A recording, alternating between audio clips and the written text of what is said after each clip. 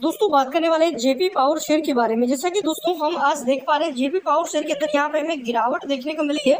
And कल भाई stock के अंदर अपर बैंड था, मतलब अपर सर्किट था, आज गिरावट है। तो क्या कोई नेगेटिव अपडेट आया है? जबकि मार्केट में अगर देखें तो भाई मार्केट में तो तेजी है, मार्केट तो आज 180 पॉइंट बढ़ा है, पर जेपी पावर इसी के उल्टे साइड हमें गिरावट में देखने को मिल रहा है। क्या करना चाहिए, टारगेट कितना रहेगा, सारी चीजें यहाँ पे जो आपकी क्यूरीज है, आपके जो क्वेश्चन है, सबका मैं इस वीडियो में आंसर देने की कोशिश करूंगा। क्योंकि मैं कमेंट बॉक्स पढ़ता हूँ, कमेंट बॉक्स में जो आप कमेंट करते हो उसको पढ़ता हूँ, उसके आंसर आपको वीडियो में देने की कोशिश मैं करता हूँ। जैसा कि करंट टाइम का भी टाइम देखा जाए, वोल्टिलिटी चल रही है, कल तेजी थी, 20 रुपये प्लस का कल टारगेट था, कल ऊपर हमें क्लोज होता हुआ देखने को मिला। आज फिर से यहाँ पे 20 का लेवल ब्रेक होता हुआ देखने को मिला। कई लोगों को भी ये टाइम लग रहा है कि भाई गिर जाएगा, 15 के नीचे आ जाएगा। पहले भी लग रहा था जब ये 10 रुपये 15 रुपये पे था, अभी भी लग रहा है, लगता रहेगा ये तो ठीक है। अभी के टाइम अगर डाटा आप देखोगे तो डाटा बहुत पॉजिटिव है। एंड इस लेवल पे तो बिल्कुल गलती नहीं करना, क्योंकि देखो जब कोई स्टॉक लॉन्ग टर्म के अकॉर्डिंग कंसोलिडेट करके निकलता है, और लॉन्ग टर्म मतलब 6-7 महीने कंसोलिडेट करके निकलता है, जब उसके बाद रैली बनती है ना, तो रैली बहुत तगड़ी रैली बनती है। एंड उस रैली से पहले कई सारे लोगों को बाहर भी किया जाता है। ये मार्केट का नियम है। मार्केट में देखो एक का पैसा जाता है, एक के पास पैसा आता है। अभी के टाइम सिचुएशन 50-50 वाली है, लोग खरीद रहे हैं, लोग बेच रहे हैं, क्योंकि उनको पता है कई को लग रहा है कि भाई ऊपर चला जाएगा, कई को लग रहा है कि भाई नीचे चला जाएगा। दो भी जिनको लग रहा है नीचे जाएगा वो बेच के निकल रहे हैं, जिनको लग रहा है ऊपर जाएगा वो खरीद रहे हैं। तो इस लेवल पे दो भी बन रहे हैं। दोनों भी वैसे जो मेन वो है ऊपर जाने वाले का, जो डाटा है वो यही कह रहा है कि भाई ऊपर ही निकलने वाला है। करंट टाइम पे एसएम स्पष्ट में आने वाले दोस्तों 5-6 दिन में स्टॉक यहाँ से आपको एसएम से पूरी तरह से फ्री होता हुआ देखने को मिलेगा। इसके बाद सबसे मेन पॉइंट, इसके बाद सर्किट लिमिट बढ़ती हुई देखने को मिलेगी। जी हाँ दोस्तों, सर्किट लिमिट बढ़ती हुई नजर आएगी। एंड बजट के आसपास आपको क्यू फर्स्ट के रिजल्ट भी देखने को मिलेंगे। एंड इसके मेन चीज की जैसे ही रिजल्ट आते हैं तो इस सर्किट लिमिट रिजल्ट से पहले बढ़ जाएगी, तो उस दिन भाई धमाका हो सकता है। एंड डेफिनेटली जो ताबड़तोड़ रैली है वो अब देखने को मिल सकती है यहाँ पे इस स्टॉक में। टोटल जो डाटा है वो भी टाइम वॉल्यूम का है, 5 करोड़ 15 लाख की आज की वॉल्यूम रही है। अब जो मेन चीज है वो डिलीवरी है। देखो डिलीवरी है 66 और 67% की डिलीवरी है। देखो डिलीवरी का मतलब है डिमांड। जो आप खुद भी समझते हो कि अगर किसी कंपनी के 100 शेयर खरीदने वाले 500 आदमी है, तो भाई क्या बढ़ गए, डिमांड बढ़ गई। अब ये 500 आदमी से 400 आदमी, 500 आदमी ऐसे होंगे जिनको चाहिए। तो इनमें से दोस्तों सभी से कहेंगे भाई किसी भी प्राइस में मिले मेरे को खरीदना है। एंड क्या बढ़ गई, डिमांड बढ़ गई। डिमांड बढ़ गई तो 100 शेयरों का क्या बढ़ जाएगा, प्राइस बढ़ जाएगा, कुछ भाव पे बिकने लग जाएगी।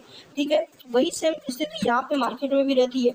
यही चीज है कि भी टाइम डिमांड आपको देख सकते हो, डिमांड स्टॉक की बढ़ती जा रही है। एंड इस डिमांड के अकॉर्डिंग हमें यहाँ पे टोटली खरीदारी नजर आ रही है, क्योंकि डिलीवरी में बहुत तगड़ी है यहाँ पे। तो डिलीवरी का टाइम बहुत स्ट्रॉन्ग है। डिलीवरी का आपको रोजाना ध्यान रखना चाहिए। मैं चीज ध्यान रखो, डिलीवरी एंड वॉल्यूम, इन दोनों पर आपके अगर पोर्टफोलियो में कोई सा भी स्टॉक हो, इन दोनों चीजों को आपको ध्यान रखना चाहिए। डिलीवरी को ऐसे समझना कि अगर डिलीवरी स्टॉक की 40% प्लस है ना, तो फिर डरने वाली कोई बात नहीं। अगर डिलीवरी कम है, वॉल्यूम ज्यादा है, तो फिर थोड़ा क्वेश्चन खड़ा होता है। पर अगर वॉल्यूम कम है, डिलीवरी हाई है, तो फिर समझ जाना कि जल्दी कुछ बड़ा होने वाला है। मेन चीज दोस्तों एमओ की बात करूं मैं तो 2.5-3 लाख शेयर एमओ के भी अभी के टाइम एमओ में बाइंग ऑर्डर में देखने को मिल रहे हैं, जो कि अच्छा डाटा है। वही दोस्तों 9 का पी है, जो कि आपके लिए एक अपॉर्चुनिटी साबित कर रहा है। क्योंकि भाई मान के चलो यहाँ से पी अगर कम है ना, तो पी की वैल्यू के अकॉर्डिंग तो आज नहीं तो स्टॉक को ऊपर जाना ही पड़ेगा। डेफिनेटली जाएगा भी जाएगा। देखिए पहले डाटा समझो दोस्तों, Q1 के रिजल्ट कैसे देखने को मिल चुके हैं, आप खुद भी समझो। यहाँ पे एक बार एक लंबा अरसे के बाद स्टॉक ने यहाँ पे थोड़ा सा ऊपर आने की कोशिश कर रहा है, नया हाई की तरफ जाने की कोशिश कर रहा है, बड़ा कंसोलिडेट देखने को मिल चुका है। तो अब यहाँ पे तेजी बनेगी ही बनेगी। जब तेजी बनती है तो वॉल्यूम आप देख लो, स्टॉक की 50-50 करोड़ तक की वॉल्यूम स्टॉक की निकल जाती है। अब मेरे फोन के Q1 के रिजल्ट देखो, Q1 के रिजल्ट का डाटा बता दूं मैं, तो कंपनी की सेल्स पिछले क्वार्टर में गिरी थी, बट मेन पॉइंट कंपनी का जो नेट प्रॉफिट है वो अगर आप देखोगे तो वो हमें दोस्तों बढ़ता हुआ नजर आए। क्योंकि कंपनी की जो अदर इनकम है वो यहाँ पे हमें, सॉरी, जो कंपनी का प्रॉफिट मार्जिन है ना वो हमें बढ़ता हुआ नजर आया। जैसे कि ऑपरेटिंग प्रॉफिट देखोगे, जो पहले 26 का था वो 48 का चला गया। अगर इसी क्वार्टर में यही प्रॉफिट है, मतलब जो ओपीएम रहता है, तो डेफिनेटली दोस्तों अगर कंपनी पिछले क्वार्टर की तरह भी सेल्स करती है ना, तो पिछले क्वार्टर की तरह ही प्रॉफिट रह सकता है। एंड मेन पॉइंट, कंपनी अगर कर्जा कम करती है तो जो इंटरेस्ट 109 करोड़ का है, अगर वो यहाँ पे 70-80 करोड़ का रहता तो 20-30 करोड़ का प्रॉफिट यहाँ से बढ़ जाएगा। एंड मैं अदर इनकम की बात करूँ मैं, तो अदर इनकम पिछले क्वार्टर में 46 करोड़ की थी, जिसका कोई भरोसा नहीं है भाई, ये नीचे भी जा सकती है, ऊपर भी जा सकती है। एंड पिछले 3-4 क्वार्टर के बाद ये पहली बार प्रॉफिट में आया है यहाँ पे अदर इनकम में।